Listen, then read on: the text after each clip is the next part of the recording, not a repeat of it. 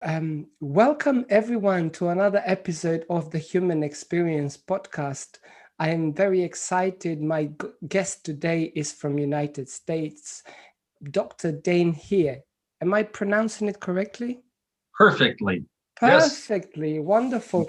Well, I'm very excited. We have some amazing topics to talk to you about. And before we start, I'd like to read his bio. His bio is very long, but I'm going to try to read a short version of it before I bring Dain on. Dr. Dain, if you will. So, Dr. Dain, he's an internationally renowned entrepreneur, serial entrepreneur, speaker, best-selling author. He has published many books. He actually has been raised in ghettos of Los Angeles, and he's now very successful. So Dr. Dain is the co-founder of many companies, including diverse range of businesses around the world, resorts in Costa Rica, including El Lugar.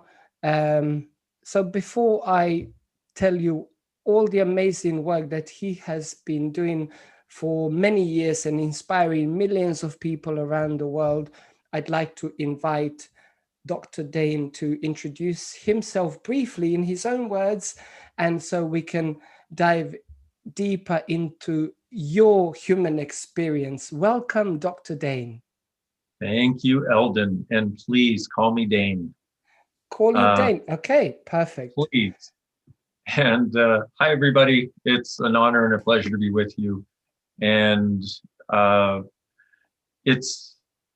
I don't even know what to say. It's like, for me, it's being able to show up present in each moment to the best of my ability and speak to whatever shows up, because we each have a unique perspective. And if we're willing to be present in each moment for what shows up, miracles occur. And we get to live our life as though we're living in a world of miracles, which I think is fully possible. And yes, I had a very interesting, very interesting childhood with lots of abuse and different things that occurred. And yet I always knew it didn't have to be that way. And it wasn't until a little over 20 years ago now that I found the tools to start changing the things that weren't working. And that's what I do my best to share with people now. Wow, that's wonderful, wonderful. And I know you have founded many projects, many businesses, and one in particular, before we talk about your new best-selling book, if I am remembering the name of the project correctly, it's a day, U-Day or something like that. Could you please tell us more about what that is and how it all started?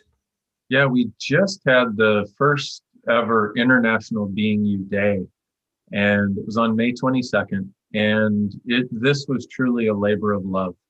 And I wrote a book that coincidentally was published 10 years ago called Being You, Changing the World.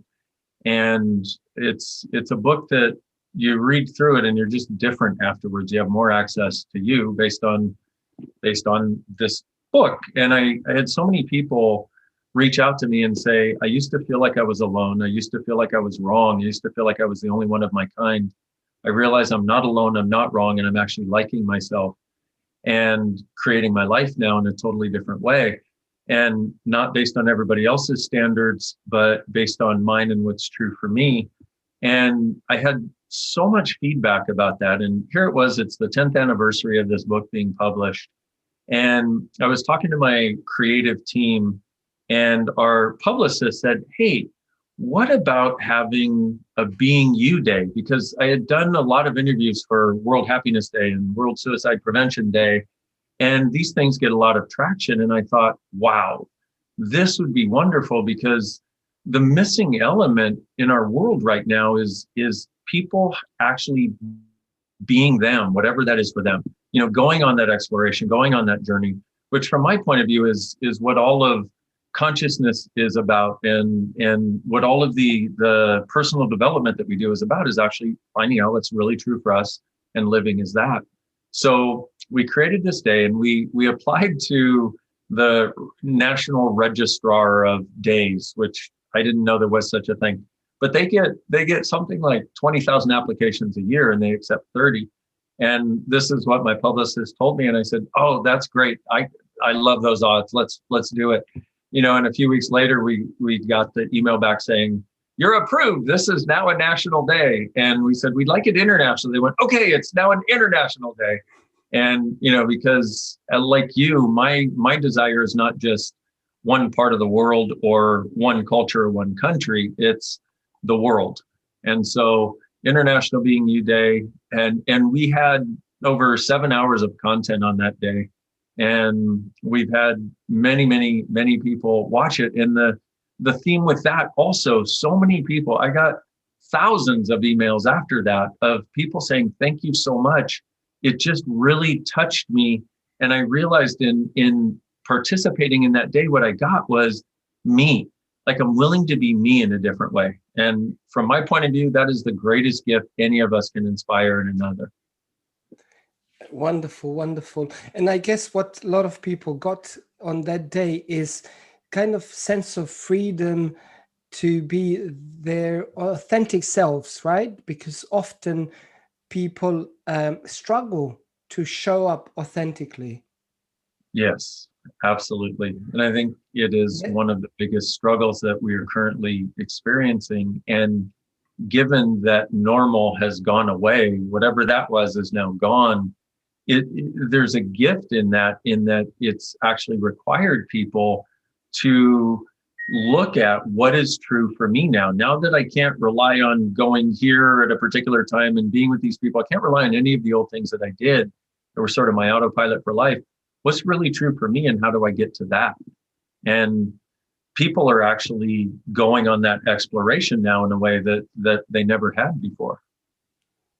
Wonderful. And as you said, like the normal, the new normal.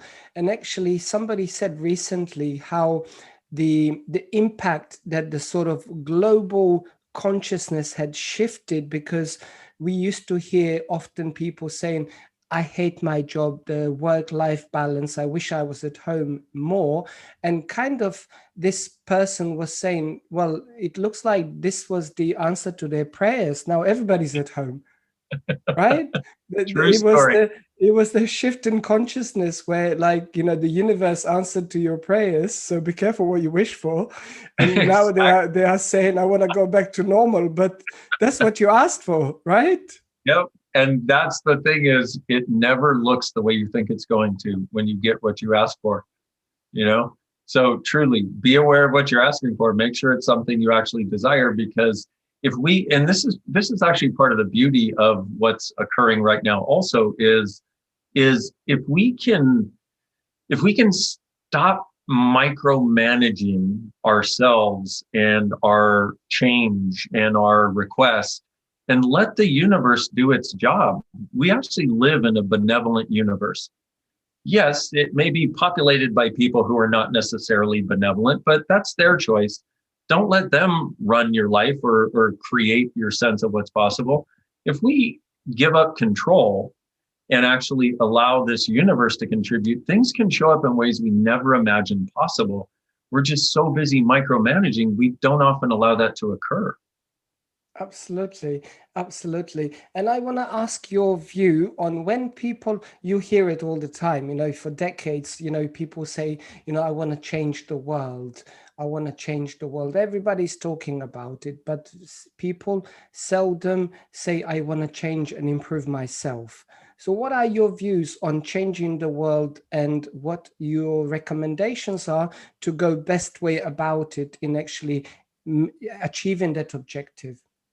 Well, isn't that an interesting thing? And I'm so grateful for the way that you put it, because that is exactly what's going on. I want this out here to change. And the idea is, if we can change all this out here, then my life will work, or I'll be able to be as happy as I would like, or as successful, or feel good about myself, or have the money, the relationships, whatever it is.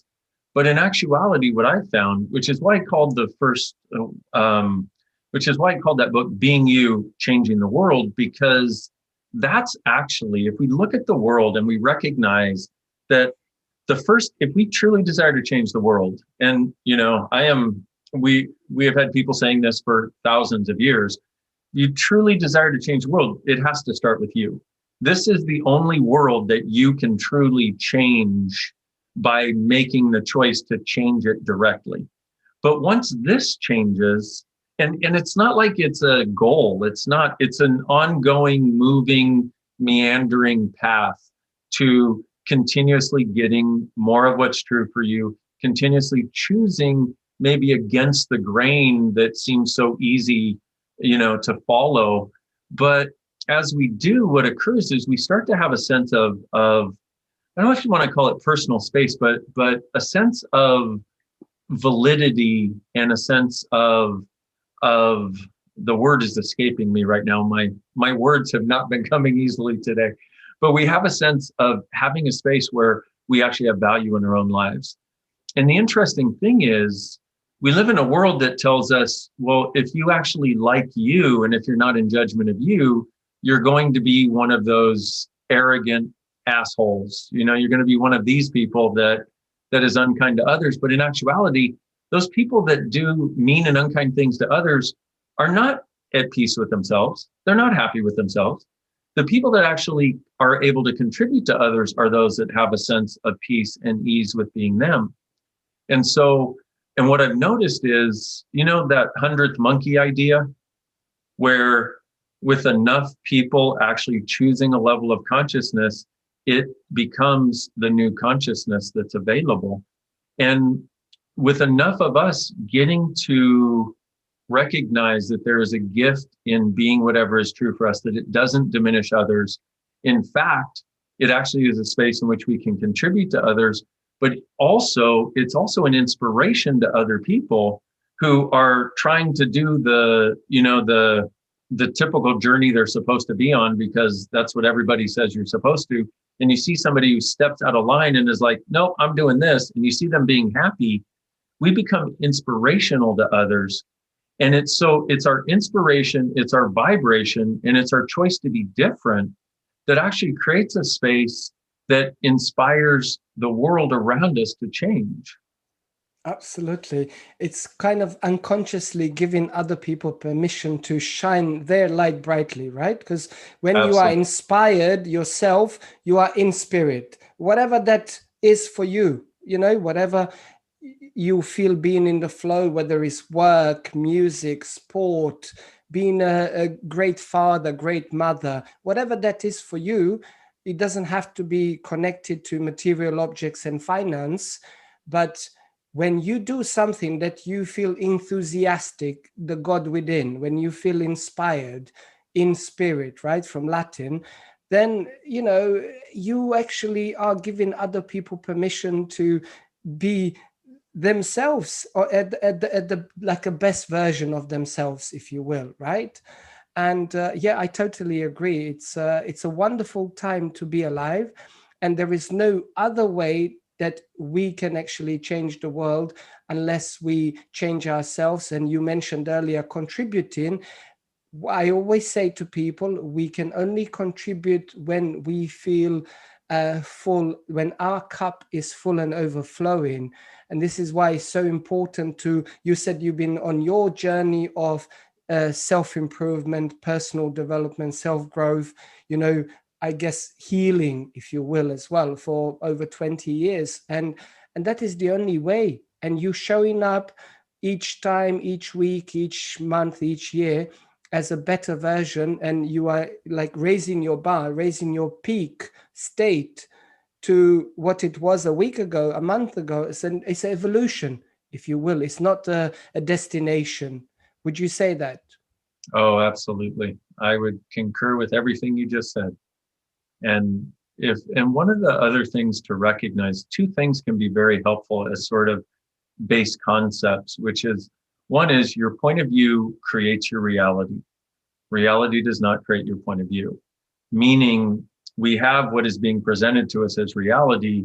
What point of view are we going to take about that? Because that's going to determine how it shows up for us.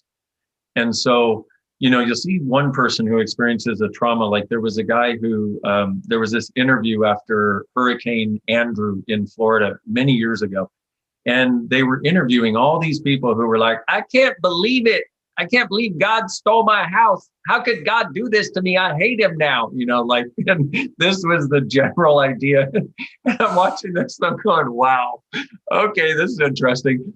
And then they get to this old guy who's standing there literally in his underwear in front of a concrete slab where his house used to be that had just been blown away by the hurricane. And she said, sir, how are you? You must be devastated. He went, well, actually, that was my house there where the concrete slab is. I just moved down here to Florida a year ago because my doctor said it'd be better for my health.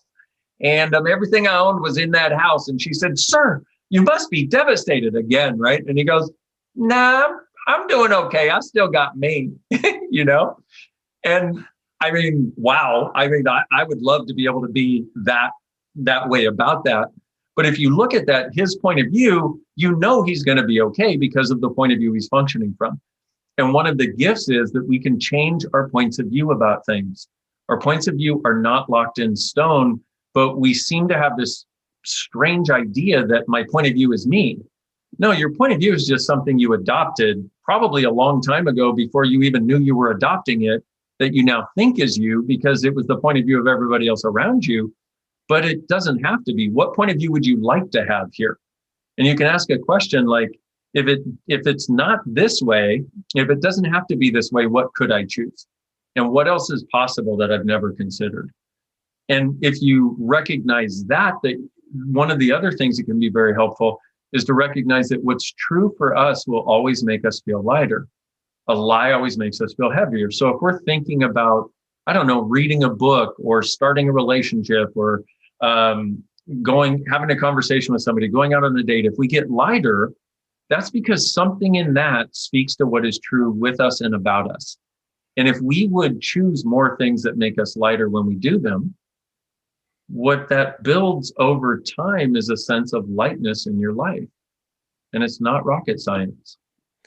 That's beautiful. That's beautiful. But, you know, you would have this person who would come to you and say, Dain, so, you know, I've been told that I need to exercise, lose few pounds, eat healthy.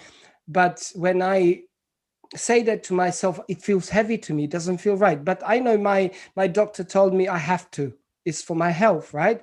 So now the question is, what could you recommend to this type of person? Could be, I don't know, eating healthy and exercising. Could be waking up an hour before their normal waking up time and doing some positive rituals, you know, whatever that is, which is beneficial, you know, like consuming positive content instead of watching news, being addicted to news, right? To the fear propaganda. So whatever that is, how do they flip from what they already know is negative and detrimental, disempowering in their life? How do they flip that to begin to practice something which is beneficial, which feels heavy, but they know if they keep consistently applying, it will become lighter? Right. Well, here's the thing is, when there's a difference between somebody who is having changed enforced on them from the outside and somebody who's actually choosing to change. And what I found in working with hundreds of thousands of people in the last 20 years is you can't make someone change if they don't desire to change. And so, but when somebody's finally ready for the change, that's a whole different story. When they're ready for the change and you go, hey, what if you took 20 minutes every day to do something positive for you, something that lights you up, something that may give you warm fuzzies inside, something that makes you smile, something that, you know, makes you just so darn happy you can't stand yourself, and see how that goes. Now, when somebody's willing to change, they'll take the suggestion and hopefully at least try it. For me, you know, I've had many people, I cannot tell you the number of times a wife will bring their husband or a husband will bring their wife. Usually it's the wife bringing the husband who's like, he wants a session with you. And I look at him, I'm like, you don't want to be here, do you? He goes, no. I'm like, hey, you know what?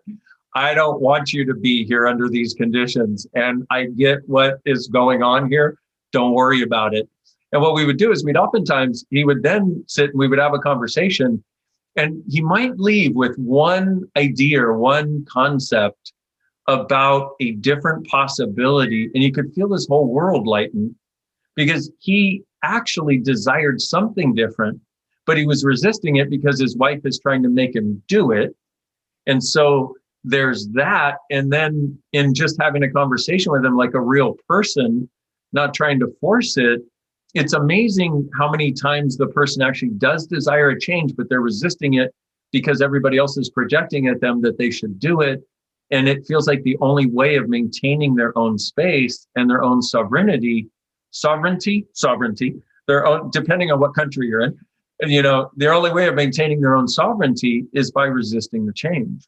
So even in that, it's what I found is the more that we can go to question rather than conclusion, the more we can drill down to what's underneath what is actually going on for somebody. And when you address the real issue, that's when you see people change, but also see people willing to change finally. Yeah, willing to change. As you said, we can only help people who are willing to help themselves, if you will, because you know, I think the Harvard University did a study, and I think Stanford as well, over the last few years. You might have read the articles as well.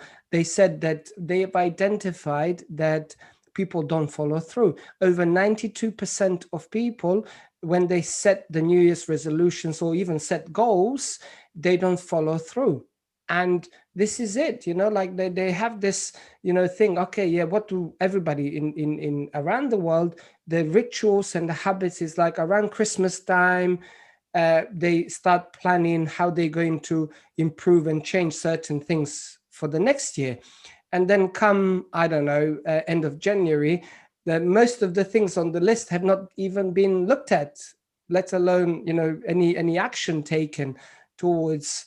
And that follow through, there must be something that in your 20 years plus experience, you have some ideas why people don't follow through to achieve their goals and improve their lives, even when they have all the information. They either have they've been to seminars, they read your books, they read other people's books, they seen a coach, seen a therapist, or they might even be able to easily find the solution, but they still don't follow through. Why is that? Well, let me just say one thing. I have a different I have a sneaky tactic that I use. If you read my books, you're going to change by reading the book. Okay. Now, I don't say that from a place of arrogance. I say it from a place of exactly what you're talking about. And I'm very aware of this, having set many, many New Year's resolutions that I absolutely ignored. And then by about the 1st of February, you're in such judgment that you haven't done it this year, even though this year you were really going to do it. So personally, I know this is going to piss a lot of people off, but I hate goals. Okay. And why do I say that? And I don't, let me flush that out a little bit so people don't just give me the finger and turn off the podcast right now. Let me tell you why, because the original meaning of goal was actually jail. And one of the things that I found in working with people, and I found this consistently, is if you set a goal and you achieve it, but you don't acknowledge it, you will undo it so you can go to the beginning and start again to try to achieve the goal. Now, here's the weird part. You could have set a goal when you were 6 years old to have, $500 or some, you know what I mean? It's like you have no idea when you set these because most of them were not cognitive that would remain in your conscious awareness. And so for me, what I do is I ask people, like I was working with one lady who is a business owner, and she was doing great. And she got to this certain space where things were just great financially. And she had hit this goal that she had. And within about 6 months, everything was falling apart. People were leaving her business. Customers were going away. All of her structures were not working anymore. And I was like, whoa, what happened? And finally, I said, there was an energy there. And I asked her, I said, so let me ask you a question. Was there some goal that you set that you didn't acknowledge that you achieved? And she looked back and she went, oh my gosh. Yeah, 4 years ago, I was in this seminar and I wrote down this amount of money on a piece of paper and this size business, like with this many people. And she had achieved it. And then, not acknowledging it, it started falling apart. Now, a lot of people out there hearing this might say that is total BS. It doesn't work that way. And I totally get it, because I used to have a similar point of view until I look back over my life at some of the things that I got to and didn't acknowledge I have achieved this goal now. And then I started undoing it so I could get there. So what do you do instead? What I suggest is that people set targets, because you can continuously take aim at a target. And if you hit the bullseye, you can just hit it again and split the arrow. Okay. So you want to set targets, not goals. And I know this flies in the face of very well-known, motivational people and that sort of thing. And I don't care, because for a certain portion of the population, they'll realize that the whole goal idea doesn't really work for them. And what I found is, for almost, not quite, but almost 50% of the population, goals are more destructive than they are creative. But if they can set targets, and a target is based on something that lights you up, something that enthuses you, something that makes you happier, something where you think about it, you're like, yes, I would love that. Because if you look at it also, like you were saying, the person will have all the information, but information is not inspiration. Very true. Inspiration occurs from us being inspired to do something. See, in that totally different story now we're talking about, this is something I would actually like to do. Like the person, where we were saying you can't make somebody change if they don't desire to. When somebody's inspired, they will seek out, they will do way more than they would have ever done if they had to plot their goals out. And so what I do in speaking with people, working with people, is do my best to reframe it. And there are ways that you can do that if you'll ask them questions about what's true for them, which also goes back to being you.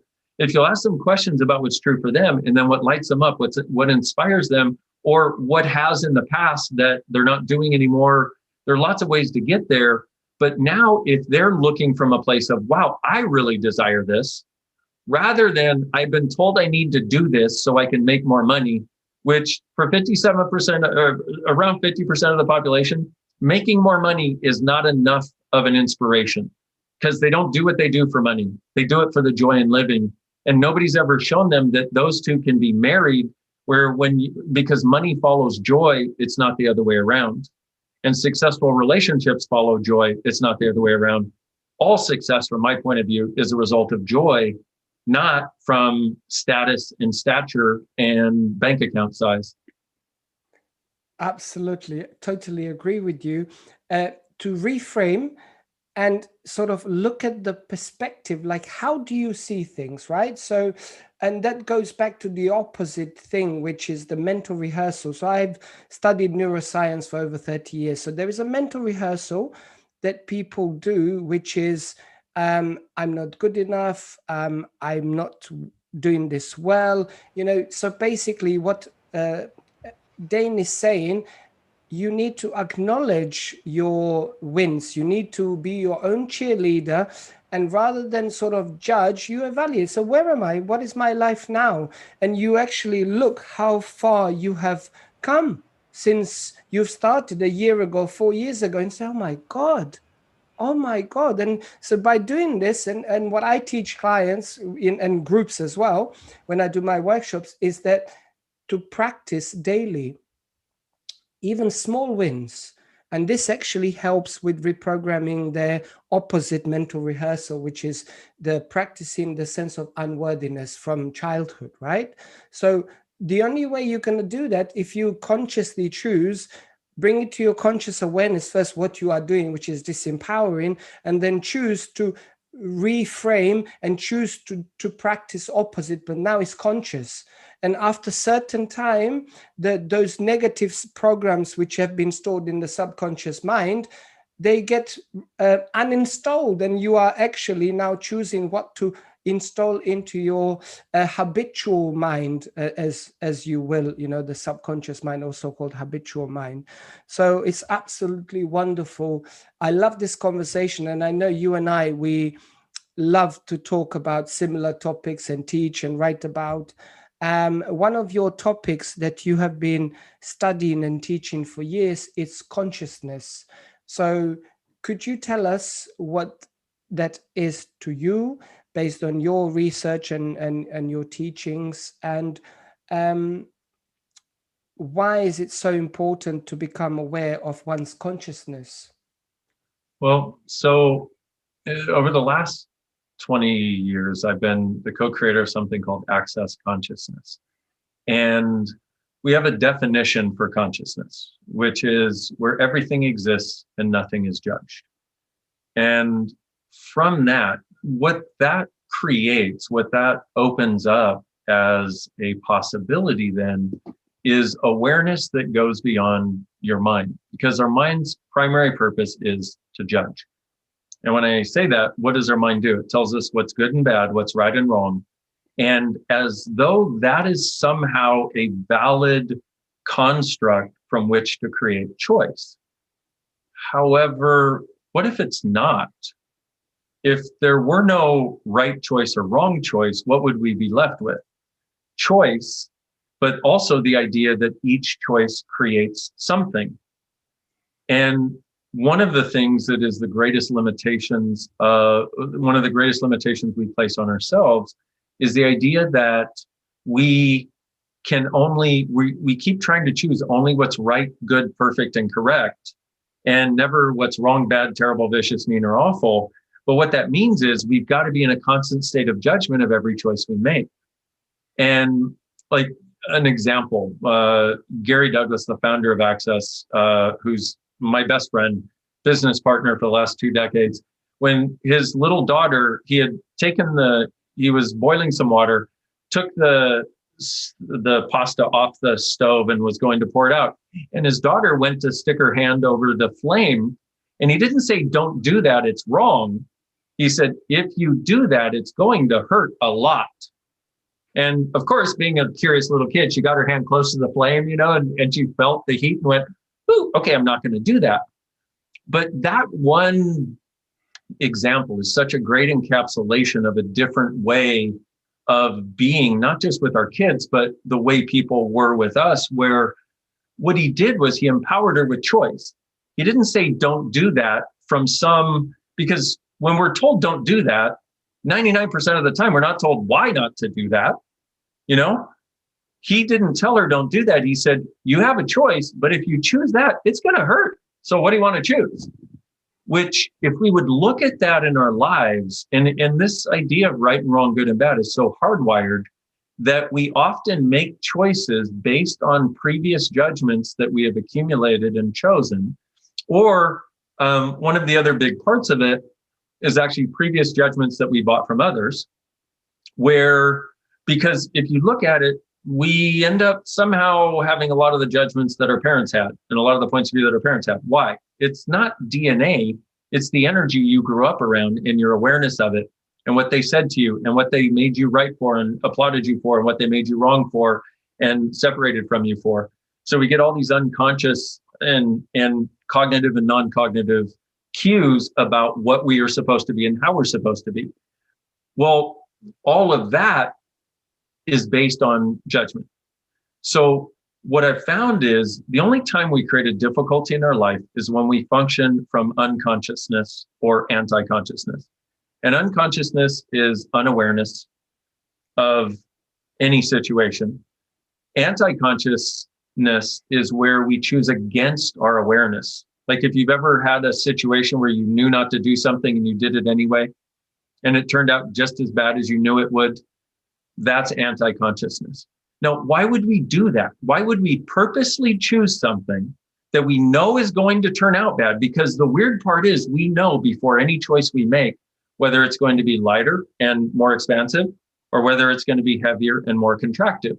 Why would we do that? Because we have learned to value our judgment system or structure, if you will, over our own awareness and our own consciousness. How do we undo that? Is by recognizing that we have a different sense of choice than just judgment. And because judgment is also that checklist that we do. Like if we do this in so many areas, from relationships to businesses to a new car to a new house, rather than going with our gut instinct. And if we would go more with our gut, and then we would hone that gut instinct, we'd start to recognize that our gut tells us always before we're making a stupid choice. Always, always, always. I've said it many times just because most people need to hear it a lot of times. It will also let us know when we're less familiar with this, but it will also let us know when we're making a brilliant choice for more. Because what's true makes you lighter, meaning a choice that will be greater for you as a being will be lighter. A choice that will be less for you as a being will be heavier. And so we've already got this inborn awareness, which is actually our consciousness. And so the whole idea of consciousness, from my point of view, is functioning from absolutely no judgment of anyone or anything at any time, including us. And the other thing that we have with Access is we have processes, and we also have this thing called a clearing statement that allows us to undo any of the areas in which we're functioning from unconsciousness or anti-consciousness, or have in the past and we're still doing it and we don't know why. We have ways of changing that really quickly so that you can recognize what is true for you as a being, which is the awareness that you have, that if you allow it to guide your life, will make things show up in a totally different way, but it's a path of ease and a path of joy. Beautiful, beautiful. And I love what you said about when, you know, you experience within you that it feels lighter, from sort of your gut instinct. In translation, this is when you feel inspired. You are actually in spirit, and this is your real power. And this is the human experience, as in the spiritual being having this temporary experience. And the consciousness is that non-physical aspect of I, which the audience of my podcast, they talk about, they read about, they listen on my show. So that's why I wanted to sort of go a little bit deeper in, because I think rather than just feeling that we are victims of this sort of linear time and space in this 3D world, there is a lot of non-physical aspects of us, which actually that's where our true power resides.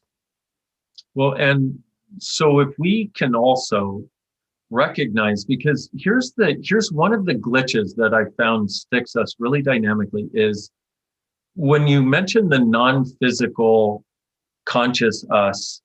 So what I found is a lot of people devote it specifically to the non-physical, as though the conscious me has nothing to do with physicality. But what if we actually are consciously embodied, being able to have dominion over physicality by our choice, which is one of the things that this starts to allow. Is there then becomes no separation between body and being. There becomes a communion with body and being. And rather than my spirit is up there and my body's down here, it's I am embodied spirit, I am embodied consciousness. And one of the things I like to ask people to do is right now just expand out 100, let's say a kilometer in all directions. Okay. And just notice the space. Now expand out 100 kilometers in all directions. And notice that space. And for a lot of people, that lets you relax a little bit. Now expand out 1,000 kilometers in all directions. And now notice that you're there too. Okay, now expand out 10,000 kilometers in all directions. And notice that you're there too. And each one of these increments of space has a slightly different flavor to it. But so you can tell that you are there and something is actually occurring when you ask to do that. And with that, and you could expand out 100,000 kilometers, 1,000,000 kilometers in all directions, even though that sounds kind of goofy to some people. But could a being that's that big fit inside of a body this small? The answer is hell no.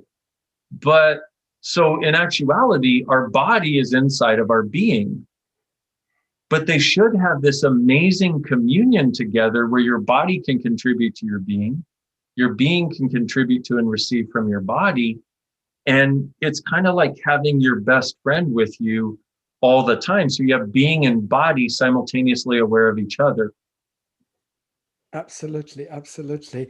And I talk about this, and also I've actually stolen it from Dr. Bruce Lipton. So when he talks about, I've also studied epigenetics, when he talks about that our bodies, our physical bodies are made out of 50 trillion cells. And he said, okay, so science, quantum physics and spirituality, same thing. Science and spirituality, same thing. And he says, so if I'm a spirit, right? And why do I need the body?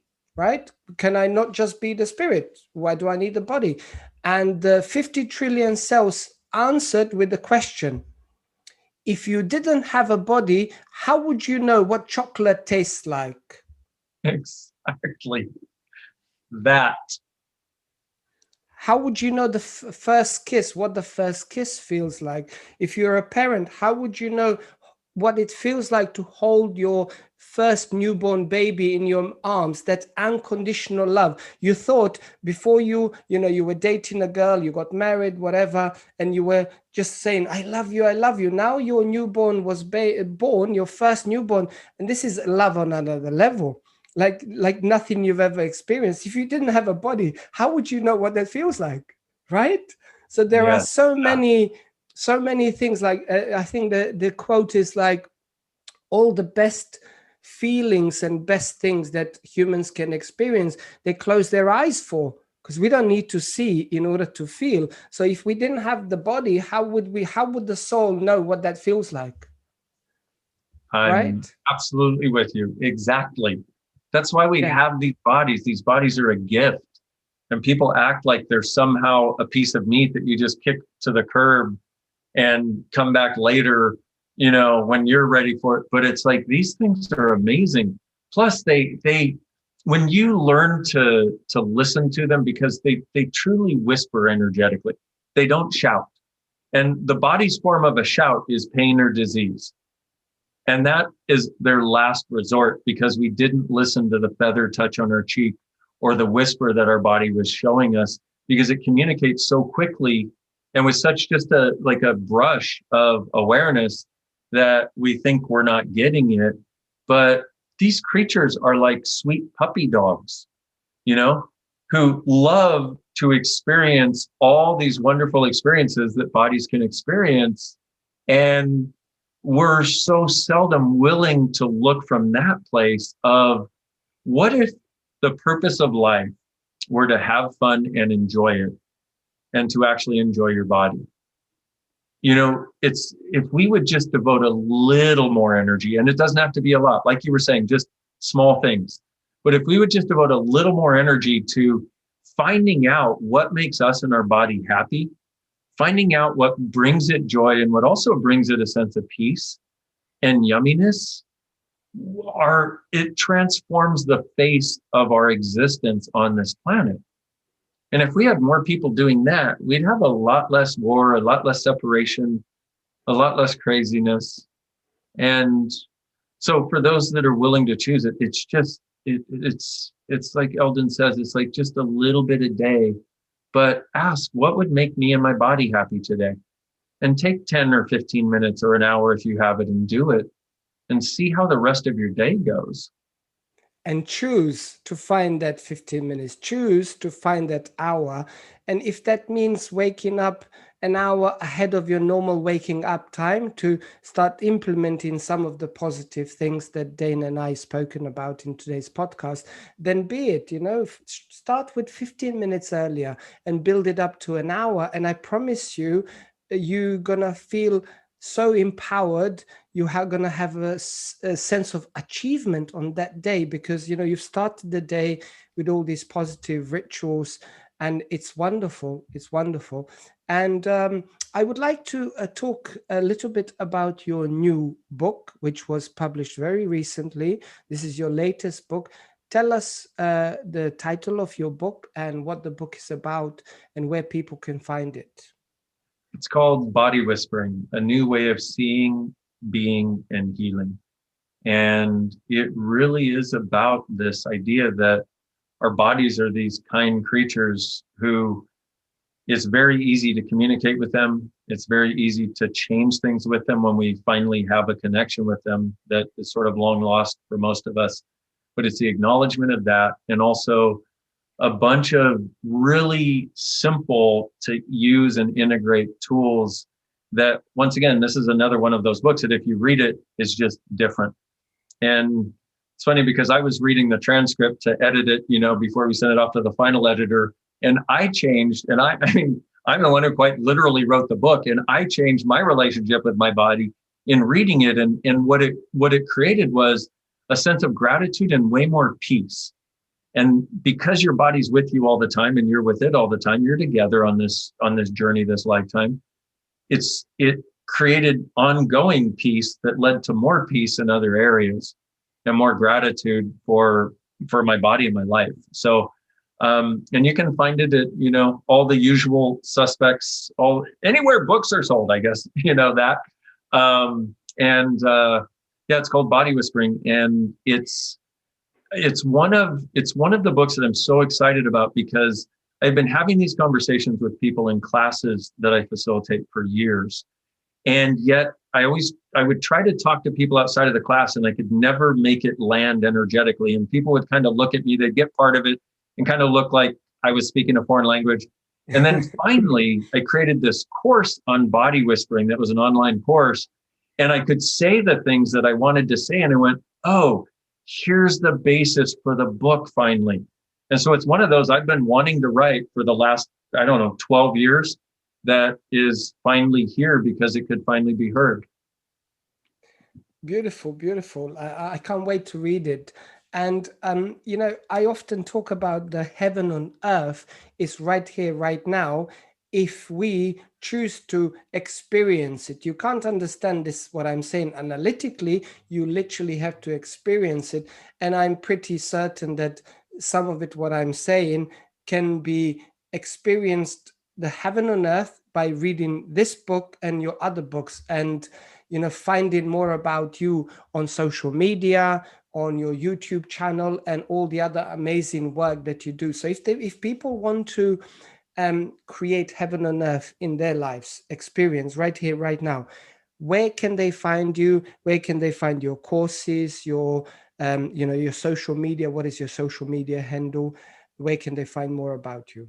Yes, you can go to my website, which is drdainheer.com.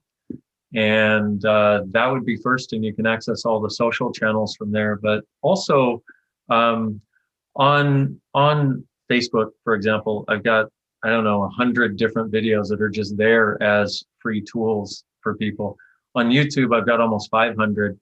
And it was my desire to pay forward, because I was at a place where I was literally going to end my life 21 years ago.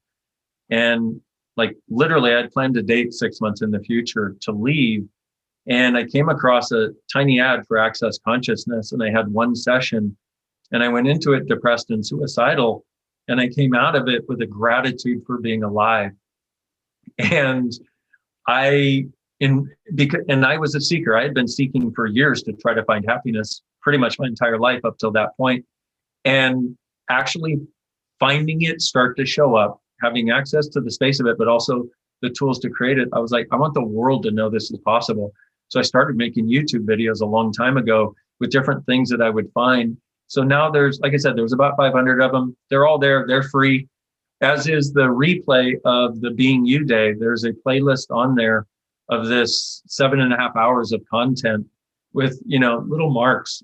So if any of this inspires you, see, for me, I'm not here selling anything. I can't. It's just, I can't.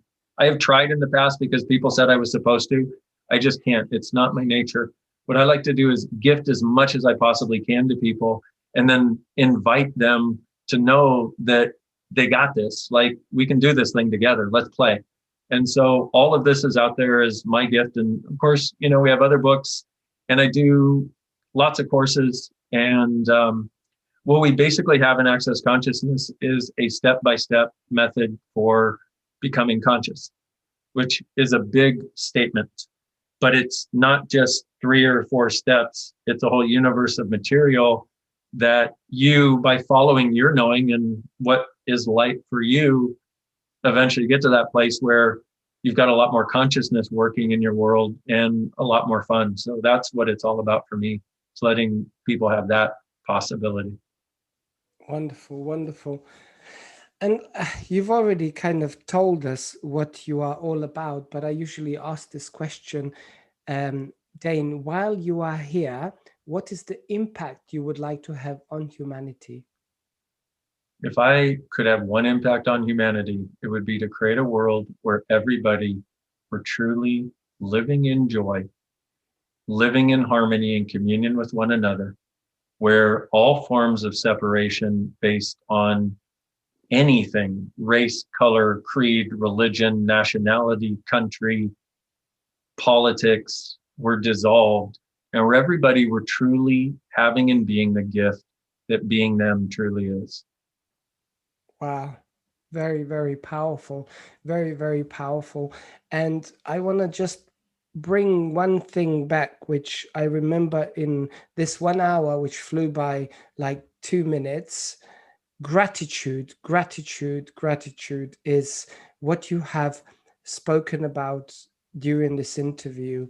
And if there is one sort of practical, actionable application of gratitude that you found works for you and your clients and, you know, hundreds of thousands, if not millions of people you've helped over the years, what would that applicable action of sort of active gratitude look like?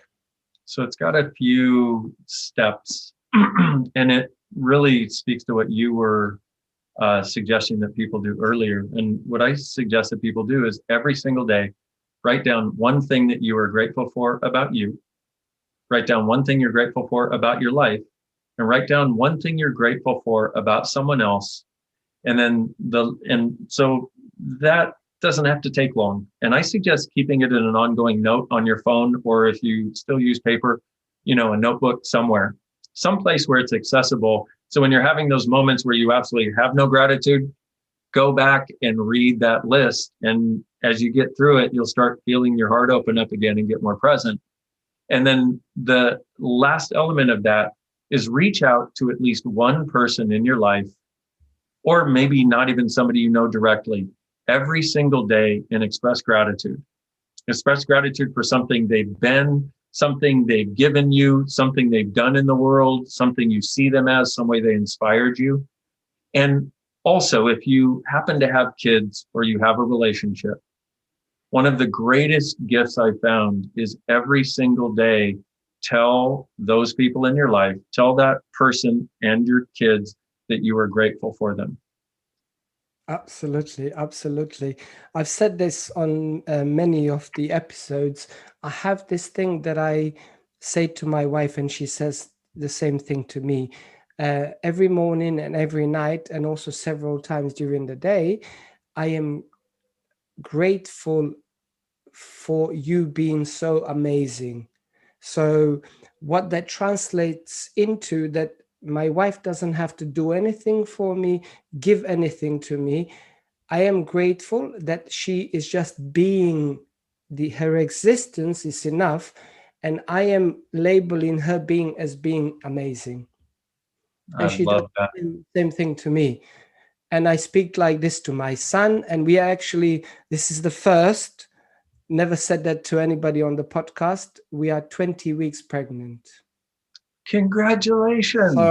So I'm sure I'm gonna be saying this to the baby when baby is born as well. So yeah, it's a wonderful time to be alive. So thank you so much, Dain. It was an absolute honor to have you with us, for sharing your wisdom, your inspiring journey. And I want to acknowledge you and express my deepest gratitude for all the amazing work and the positive impact that you have been making for years on humanity. Thank you so much, Eldin. This has been an honor and a pleasure. Thank you.